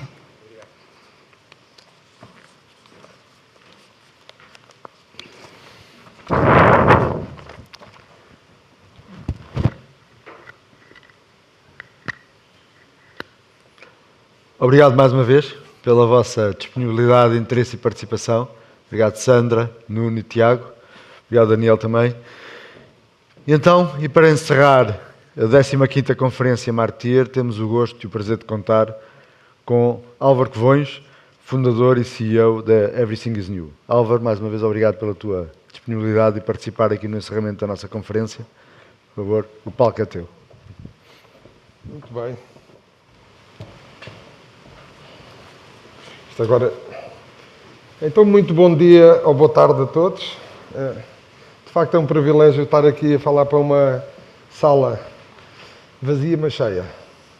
Vazia porque não podemos estar todos aqui e cheia porque, obviamente, que felizmente estão milhares de pessoas a assistir e bem esta 15ª Conferência da Marketeer, cujo tema, obviamente, como foi referido ainda há pouco, é falar um pouco sobre a confiança. Nós vivemos uma era nova, estamos a viver uma era que nunca planeámos, que nunca imaginámos e muito desafiante. Nos primeiros meses da pandemia havia um desconhecimento total e absoluto e hoje temos um conhecimento muito importante para podermos planear o futuro e podermos voltar à nossa normalidade. Sei que o Pedro Simas vai nos dar aqui boas notícias, o que é bom. É sempre bom ter um especialista em pandemias, em vírus, que nos dê uma visão otimista e não aquela visão catastrófica da situação. E a realidade é essa. Nós temos que nos adaptar à realidade e não podemos deixar de viver, nem podemos desistir, nem baixar os braços. E todos nós, nas nossas empresas, temos que andar para a frente, caminhar e não fazer aquilo que aqui aparece muito em loop, que foi as imagens que eu escolhi para o encerramento desta conferência, que é exatamente um setor que foi dos setores mais prejudicados por esta pandemia, que é o setor dos espetáculos e dos eventos, em que temos esta dicotomia das salas vazias e salas cheias. Mas isto, salas vazias e salas cheias, está diretamente ligado também com as empresas, que é sales, é vendas ou não vendas, produção ou não produção. E, portanto, isto é um tema e o grande desafio para o ano de 2022. Este ano está praticamente a terminar, nós já estamos a menos de um mês e meio do fim do ano. É o chamado ano para esquecer, mas foi um ano que nos vai deixar muito mais fortes para o futuro do que nós imaginamos hoje. E porquê? Porque a nossa resiliência, a nossa capacidade de ultrapassar as dificuldades faz-nos crescer e faz-nos tornar melhores. Vou dar um exemplo. Eu acho que, por exemplo, o mundo dos espetáculos, que até há pouco tempo, num dos habituais discursos do nosso Primeiro-Ministro a anunciar novas medidas, deu o exemplo dos espetáculos como um bom exemplo de alguém que, cumprindo as regras, aliás, como o Pedro Simas diz, o uso de máscara é absolutamente essencial para ultrapassarmos este vírus e para nos mantermos saudáveis e vivos. E, portanto, é no estrito cumprimento das regras que nós temos a solução para continuarmos a viver como vivemos normalmente. E nós nos espetáculos fizemos isso. E nos eventos também se faz isso. Sei que, felizmente para nós, ainda é permitido apresentar espetáculos ao vivo e, infelizmente, para a indústria dos eventos corporativos, os eventos só estão permitidos até 5 pessoas. E por isso é que hoje nós estamos aqui e só estamos aqui com 5 pessoas a olharem para mim, que é um privilégio. Obrigado, Ricardo. Obrigado, Maria João. Mas, acima de tudo, o que é importante, e era bom que olhassem muito para o mundo dos espetáculos, é exatamente este bom exemplo. Nós já tivemos, desde o dia 1 de junho, que foi a data que foi autorizado a abertura das salas de espetáculos, mais de 12 mil eventos. E não existe uma única notícia de um surto que tenha sido causado num espetáculo. Isso aconteceu exatamente por isso, porque nós cumprimos as regras. E se nós puxarmos aqui um bocadinho pela nossa imaginação, eu lembro quando apareceu, por exemplo, em Portugal, a ASAI, e quando se instituíram de uma forma muito rigorosa as chamadas regras de segurança alimentar. Vocês lembram-se que então o setor da alimentação, o setor da distribuição, sofreram algo muito parecido com o que estamos a viver agora, porque de repente entrava uma inspeção pelo estabelecimento adentro e fechava. Porquê? Porque não se cumpriam regras. Porque se as regras fossem cumpridas, porque elas já existiam, obviamente que os negócios continuavam a correr normalmente. E nós é isso que temos feito e, inclusivamente, até temos neste momento a decorrer uma campanha A Cultura é Segura, exatamente para relembrar às pessoas que, apesar de nos recomendarem para ficar em casa, obviamente que nós não podemos deixar de viver e, acima de tudo, não devemos deixar de alimentar a economia circular. Porque a economia circular é fundamental para a nossa própria sobrevivência. Agora, o fundamental é, claro que podemos sair para ir a um supermercado, claro que podemos sair para ir a um restaurante, claro que podemos sair para ir a uma loja do comércio, seja no centro comercial, seja no comércio tradicional. Claro que podemos sair para ir trabalhar, mas temos que cumprir as regras. E cumprindo as regras, vamos continuar a viver e ultrapassar este grande desafio que nos foi colocado pela frente. Agora, o tema da confiança e das fake news, eu vou-vos dar um exemplo de algo que aconteceu comigo pessoalmente. Nós estamos a ser bombardeados, como sabem, por uma comunicação muito agressiva sobre a questão da pandemia. E agora, no final de setembro, nós todos os dias entrávamos pela casa adentro, através das televisões e através das redes digitais, informação que Espanha estava num pesadelo, estava em lockdown, que havia tropas na rua. E por coincidência nós tínhamos um festival de fado de Madrid, que era a 10ª edição no Teatro Real. E não desistimos. Não desistimos porquê? Falámos com as autoridades, fizemos um plano para organizar o evento no cumprimento das regras, conseguimos fazer o evento e, inclusivamente, tivemos o privilégio de ter no público, como espectador e não como convidado, o Ministro da Cultura de Espanha, do Governo de Espanha, com a sua mulher, que não deixou, obviamente, de ir a um evento cultural, ir a um teatro, para, obviamente, apoiar o seu setor e no estrito cumprimento, obviamente, das regras, que até é curioso, porque eu tenho aqui o privilégio de poder estar a falar sem máscara, mas, por exemplo, em Espanha isto é proibido. Nós aqui temos este privilégio quando as nossas regras permitem que, se houver uma distância superior a 2 metros, podemos falar sem máscara. Mas em Espanha isto é proibido. E foi muito curioso porque, inclusivamente, uma televisão portuguesa entrevistou o ministro de máscara. Mas isto, o que é importante é o seguinte, obviamente que o Estado e o nível de contágio em Espanha é muito mais perigoso que em Portugal e, portanto, nós temos que admitir, basta olhar para os números, que as regras tenham que ser ainda mais apertadas. Mas o que é importante é que as pessoas não deixam de viver e nós temos que continuar a ser resilientes. Por exemplo, a Marketeer, hoje estamos aqui, porque foi resiliente. Podia ter desistido, podia ter cancelado a conferência, mas não. E, portanto, isto é muito importante no nosso dia-a-dia e na previsão que fazemos nas nossas empresas. E o grande desafio que se vai pôr é exatamente esse. Porque eu tenho conversado, esta pandemia deu-nos este privilégio de falarmos mais uns com os outros. Aliás, se todos pensarmos, nós falamos muito mais uns com os outros como nunca. Então, naqueles meses de março e abril, era até às 4 da manhã, a conversarmos uns com os outros, ou por Zoom, ou por telefone, ou por WhatsApp. Mas isso também foi muito importante, porque começámos a fazer aquilo que já estava muito perdido, que era trocar informação, trocar experiência e aproximar-nos mais. Porque se nós estivermos todos juntos, vamos conseguir ultrapassar isto. E 2022 vai ser o grande desafio. E naquele célebre fim de semana da Marketeer, tive o privilégio de lançar este desafio. O que é que os marketeers deviam fazer em 2022? Ter um plano normal ou ter 2 planos? Eu, na minha empresa, tenho 2 planos. Eu tenho o plano normal, se a vacina der certo e se rapidamente voltarmos sem restrições à vida normal. E tenho o plano, que não gosto de chamar plano B, porque o plano B está sempre identificado como um plano da catástrofe. Eu tenho outro plano, que é o plano, já sabemos como enfrentar a pandemia, já sabemos quais são as regras e como é que nós vamos crescer, como é que nós vamos vender, como é que nós vamos fazer aquilo para o qual vivemos, não é, profissionalmente, manter o sucesso das nossas empresas.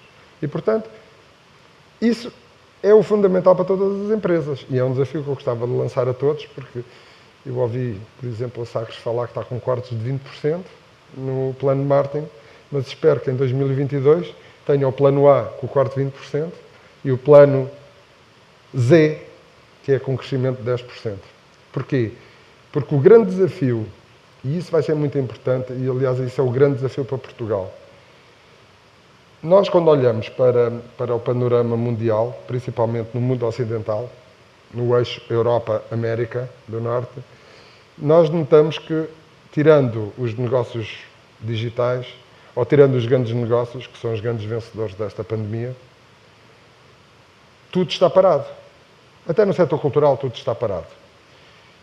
E nós temos esta oportunidade única, principalmente todas as indústrias que estão direta ou indiretamente ligadas ao turismo, de nos prepararmos para, caso a vacina corra bem, ou as vacinas corram bem, caso a retoma seja de facto uma grande realidade, a retoma à vida normal seja uma grande realidade, se nós estivermos preparados e se nós anunciarmos para o mundo que nós podemos ser o primeiro país que todos vão querer visitar quando for 100% seguro viajar, nós vamos ganhar com isso.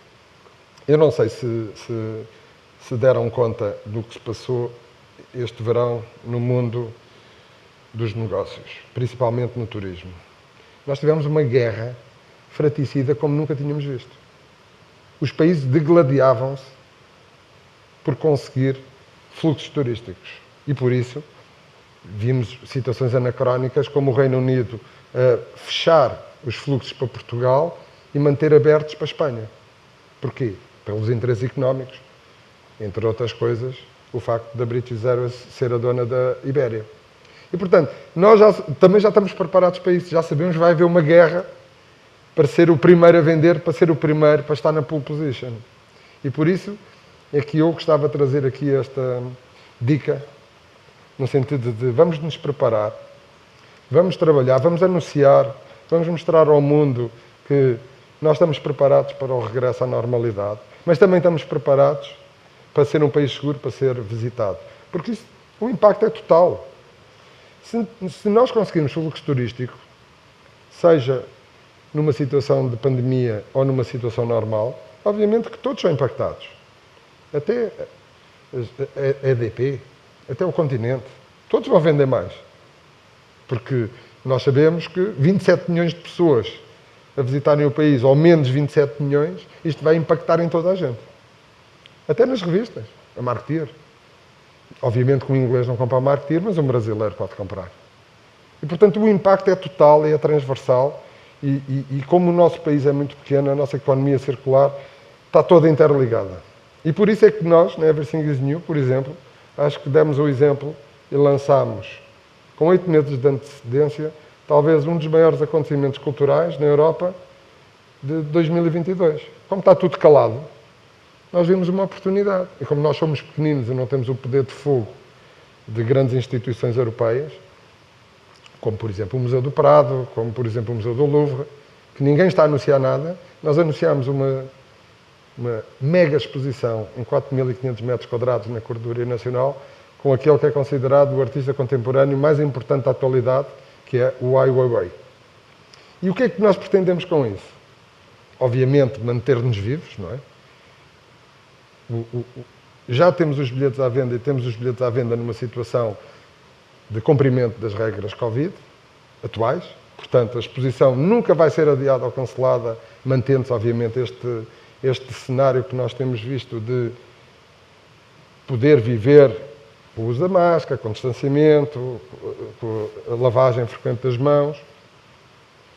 E, por outro lado, também está preparados para ser, obviamente, o destino que quem gosta de arte, principalmente arte contemporânea, e já soube que vai ver esta exposição, muitos, e não são poucos, estão a pensar, quando for 100% seguro viajar, eu vou a Lisboa, vou ver a exposição.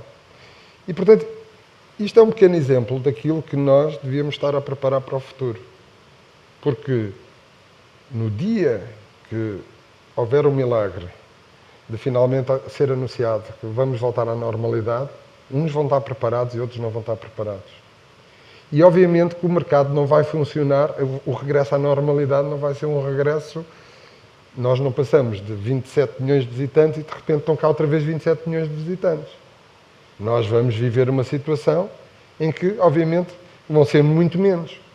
Porque nós sabemos as consequências económicas de desemprego, falência de empresas.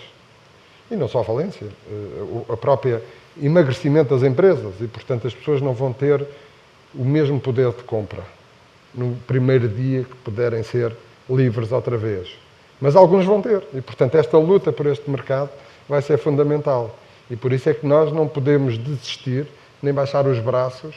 E quem for marketeer nas suas empresas deve ter o plano A e o plano Z.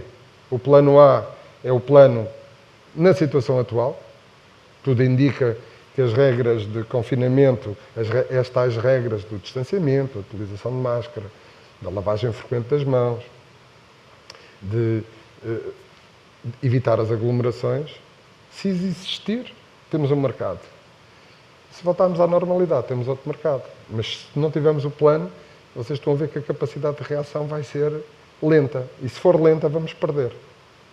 Isso é a pior coisa que nos pode acontecer. E por isso é que, no caso da minha indústria, na indústria da cultura, o que é que eu acho que nós devemos fazer? É trabalhar para o futuro com os dois planos. O Nós Alive continua a ser anunciado, publicitado e continua à venda.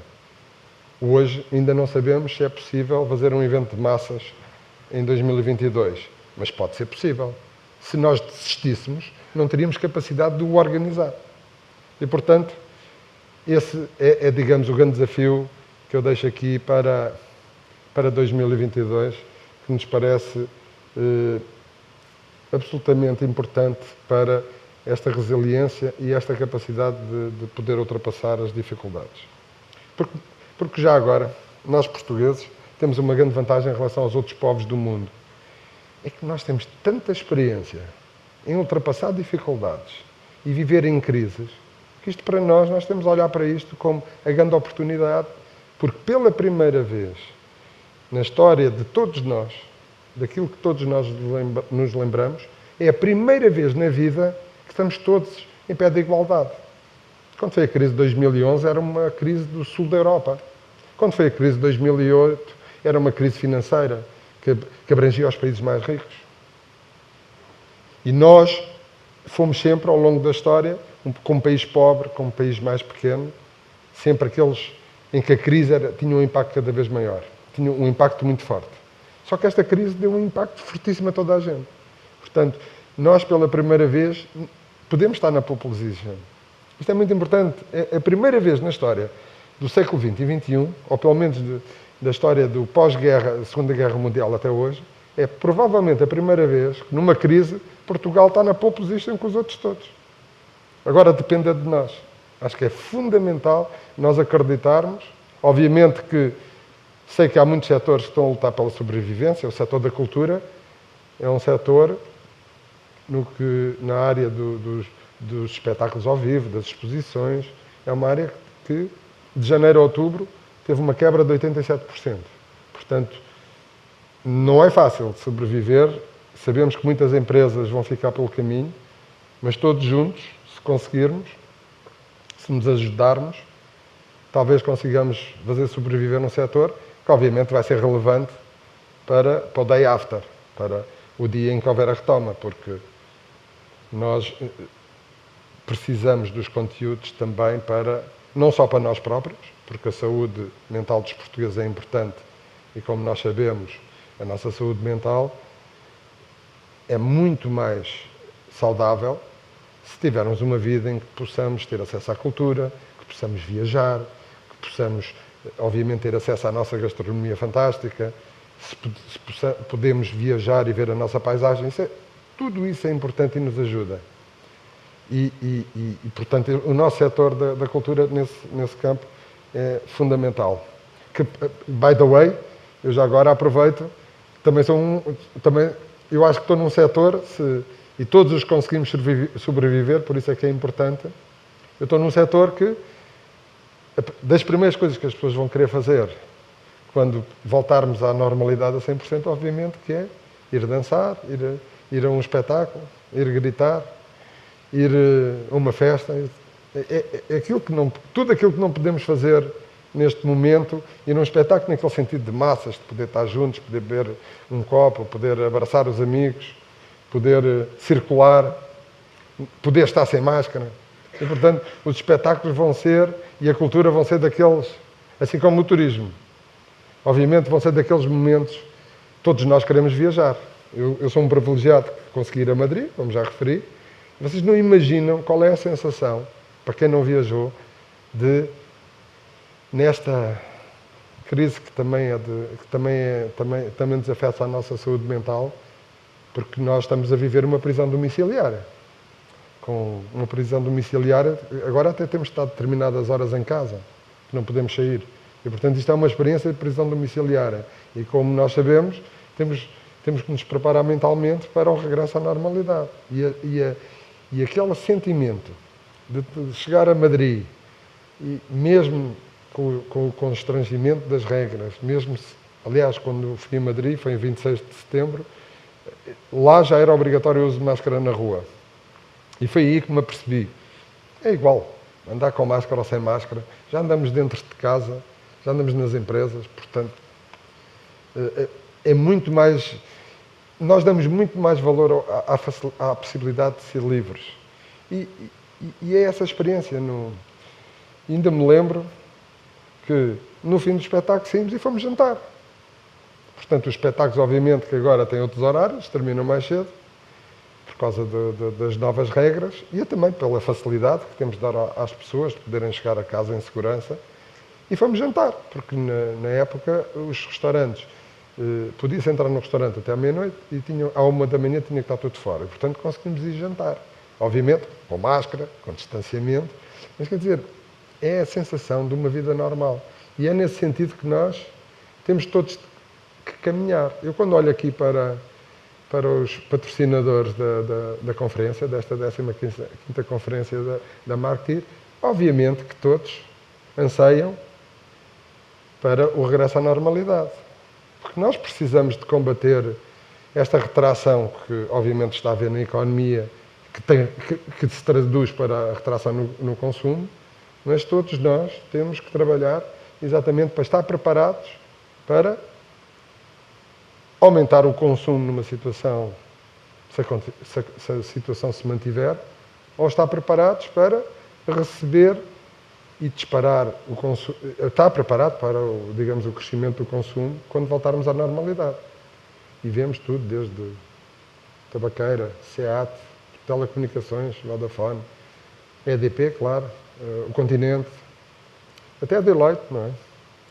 Porque, obviamente, com a atividade económica mais apertada, fazem-se menos negócios e, portanto, até as próprias consultoras estão retraídas. E por isso é que nós temos que nos preparar e temos que acreditar que é possível sobreviver e é possível aproveitar. Eu acho que esta é a mensagem principal. Nós temos aqui uma grande oportunidade para ser um país que pode dar um salto na Europa e pela primeira vez, como eu já disse, como estamos na pole position, junto com os outros todos, se tivermos a audácia e a resiliência e a capacidade de trabalho, podemos pela primeira vez pôr Portugal muito mais acima no ranking dos países da Europa, porque é algo que lutamos. Eu desde que conheço, que ouço falar que a produtividade em Portugal é baixa, que a nossa economia é fraca, que o nosso nível de vida está muito abaixo do nível de vida dos europeus portanto, muitas vezes as promessas políticas são sempre iguais, temos que nos aproximar da Europa e nunca conseguimos. Mas esta que é a grande oportunidade de nos aproximarmos da Europa, porque eles estão no chão. Eles estão no chão. E nós, quando olhamos, há uma desorientação total, não só dos governos, como da maior parte das empresas, porque como ninguém estava preparado para esta pandemia, não tiveram capacidade de reação para conseguir manter as suas empresas, de uma forma genérica, claro, saudáveis, e poder sobreviver, e poder manter-se e continuar com força para o futuro. E, portanto, esta é a grande oportunidade para nós. Sabendo nós que, obviamente, e essa resiliência portuguesa é extraordinária, porque até na layoff, o apoio da layoff foi dado às empresas em Portugal, obviamente que foi muito mais penalizador para as empresas que foi no resto dos países europeus. Como todos sabemos, países como a França, a Espanha, a Inglaterra, a Alemanha, a Holanda, a Bélgica, as empresas pagavam zero durante o período de layoff. Nós, obviamente, que à boa maneira portuguesa, o governo conseguiu fazer um apoio juntamente com as empresas e, portanto, isso significou que as empresas perderam tesouraria. As empresas perderam tesouraria e, portanto, logicamente, que ficaram mais fracas. Mas por isso é que eu acredito que, mesmo apesar disto tudo, o grande segredo vai estar. Isto vai haver um dia que, de repente, há uma corrida ao ouro. Faz lembrar a corrida ao ouro na Califórnia. E o turismo vai ser esse ouro, numa fase inicial. E quem estiver preparado vai chegar primeiro e vai conseguir a melhor mina. E a melhor mina temos que ser nós. E, portanto, eu gosto muito de realçar isto, porque nós temos que nos preparar, porque no verão nós estávamos preparados. Eu vi o setor do turismo pedir ao governo para intervir junto do Reino Unido para abrir o corredor aéreo. Não, tem que depender de nós. Tem que ser as empresas, tem que ser a sociedade civil. Somos nós que temos que nos preparar, nós temos que incutir o cumprimento das regras, porque os números têm que baixar. Nós temos que, se todos nós cumprirmos as regras, objetivamente, nós vamos ser um país mais seguro. E esta é que é a grande oportunidade. Nós vivemos no primeiro confinamento, fomos um dos países sexys, porque tínhamos números muito simpáticos. E temos que manter isso.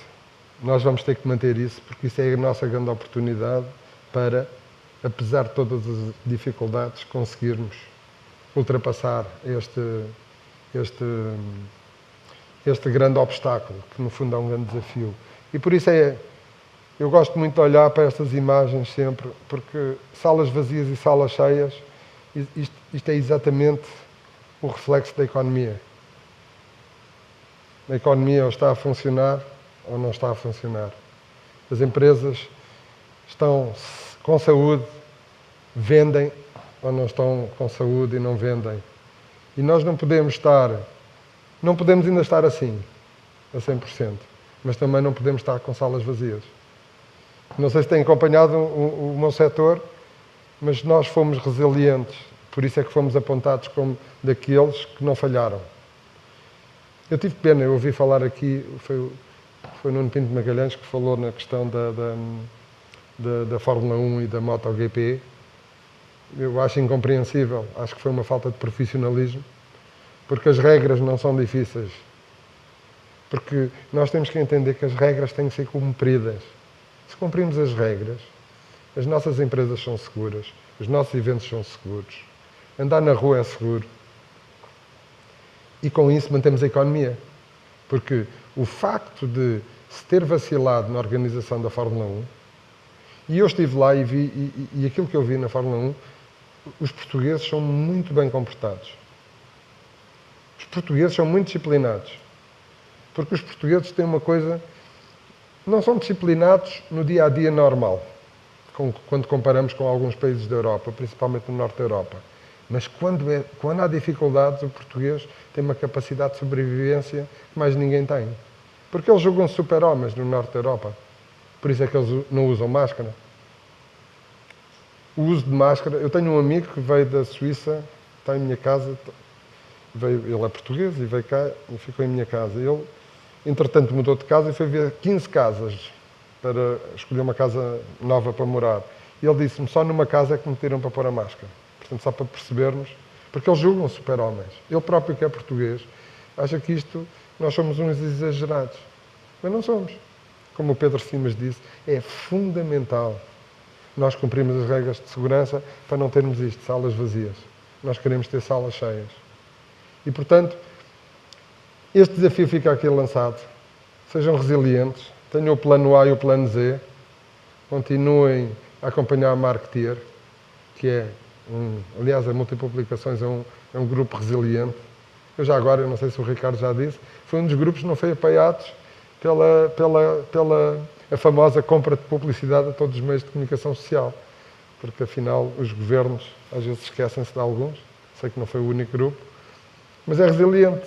Estão aqui e eles também são, tal como nós nos espetáculos, a prova dada que se nós não desistirmos, se acreditarmos, o futuro é nosso. E por isso,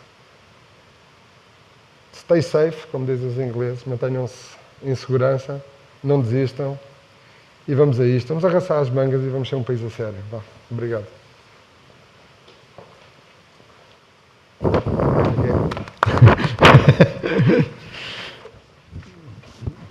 Obrigado, Álvaro, pelas tuas palavras e pelo teu incentivo e a tua mensagem que passaste aqui.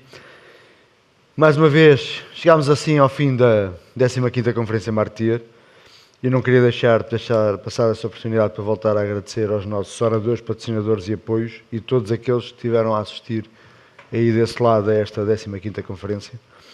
Esperamos assim que tenha sido uma conferência que tenha trazido várias e novas ideias de como enfrentar, ultrapassar esta situação que vivemos atualmente. Foi um prazer contar convosco. Até ao próximo evento e aproveito desde já a oportunidade para vos desejar um ótimo 2021 e que seja muito diferente de 2020. Obrigado, até à próxima. Muito obrigado.